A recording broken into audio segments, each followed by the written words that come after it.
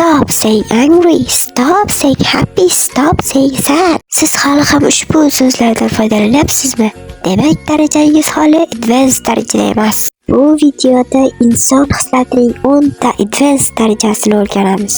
Video oxirida test bo'ladi. Agar 7 tadan kam topsangiz, demak darajangiz hali ham basic darajada. Let's go. Birinchi hislat angry. Jahldor, g'azablangan. He is angry. U jahldor. Ammo advanced versiyasi furious. Farqni his qilyapsizmi? Angry oddiy jahl, furious ko'zdan o't chaqnayotgan, devorga musht tushadigan darajada jahldor. Misol: My father was furious when he saw the broken window. Dadam deraza singanini ko'rib g'azabdan yonib ketdi. Ikkinchi hislat happy. Baxtli, xursand. I'm happy today. Men bugun baxtliman. Advanced versiyasi elated. Nihoyatda baxtli, osmonda uchayotgandek. Elated so'zi kutilmagan ajoyib xabardan keyin his qiladigan baxtni anglatadi. Misol: She was elated when she got the job. U ishga qabul qilinganida nihoyatda baxtli edi. Sad, g'amgin, xafa. The movie was sad. Kino g'amgin edi. Advanced versiyasi devastated. Vayron bo'lgan, qattiq qayg'uga botgan. Devastated so'zi juda kuchli qayg'uni ifodalaydi. Biror narsani butunlay yo'qotgandagi his. Misol uchun, he was devastated when his dog died. U iti o'lganda vayron bo'ldi. Insonni tasvirlayotganda muhim ishlatiladigan yana bitta so'z bu afraid, qo'rqqan. I'm afraid of dogs. Men itlardan qo'rqaman. Advanced versiyasi terrified, dahshatga tushgan, qo'rquvdan titrayotgan. Farqni ko'ryapsizmi? Afraid oddiy qo'rquv, terrified qo'rquvda nima qilayotganingni bilmay qolish. Misol uchun, the children were terrified during the storm. Bolalar bo'ron payti dahshatga tushdi. Keyingi so'z bu surprised, hayron bo'lgan. I was surprised to see her. Uni ko'rib hayron bo'ldim.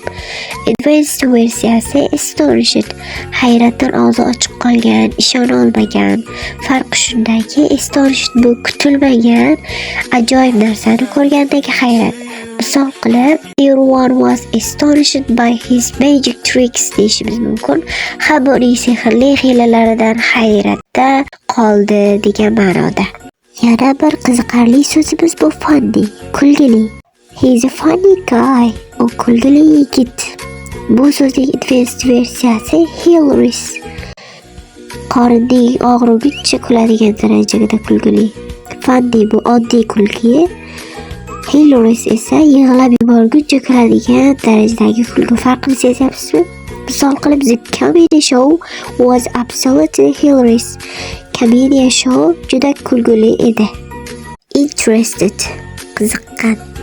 I'm interested in history. Men tarixga qiziqaman. Advanced versiyasi fascinated. Maftun bo'lgan, juda qattiq qiziqqan degani. Fascinated so'zi bu shunchaki qiziqish emas, butunlay o'ziga tortib olgan degan ma'noda.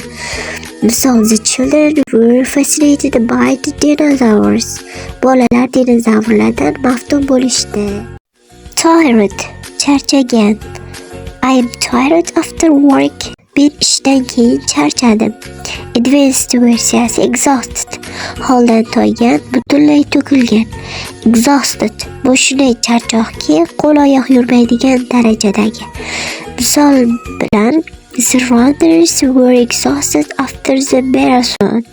Yuguruvchilar marafondan keyin holdan toyishdi. 9-chi hislat bu unfriendly. Do'stona emas, sovuq. The waiter was unfriendly. Ofitsiant do'stona emas edi. Advanced versiyasi hostile. Dushmanona, tajovuzkor. Hostile bu shunchaki sovuqqonlik emas, ochiq dushmanlik hisoblanadi. They received a hostile reception. Ularni dushmanona kutib olishdi. calm, tinch sokin. Stay calm, tinch bo'l. Advanced versiyasi serene, osoyishta, bulutsiz, to'liq xotirjam. Serene bu ichki tinchlik, hech narsa bezovta qilmaydigan holat. The lake was serene in the morning. Ko'l ertalab osoyishta edi. It is time for testing. Basic so'zda aytaman, siz advanced versiyasini topasiz. Phrase is correct. Second, happy. Elated is correct. Sad. Devastated is correct. Next, afraid. Terrified is correct. Surprised. Astonished is correct. Funny. Hilarious. Interested. Fascinated. Tired. Exhausted. Unfriendly.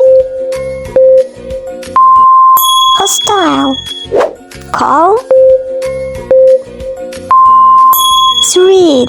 Nechtasini to'g'ri topdingiz? Izohlarda yozib qoldiring. Agar video foydali bo'lsa, like bosing, kanalga obuna bo'ling, do'stlaringizga yuboring.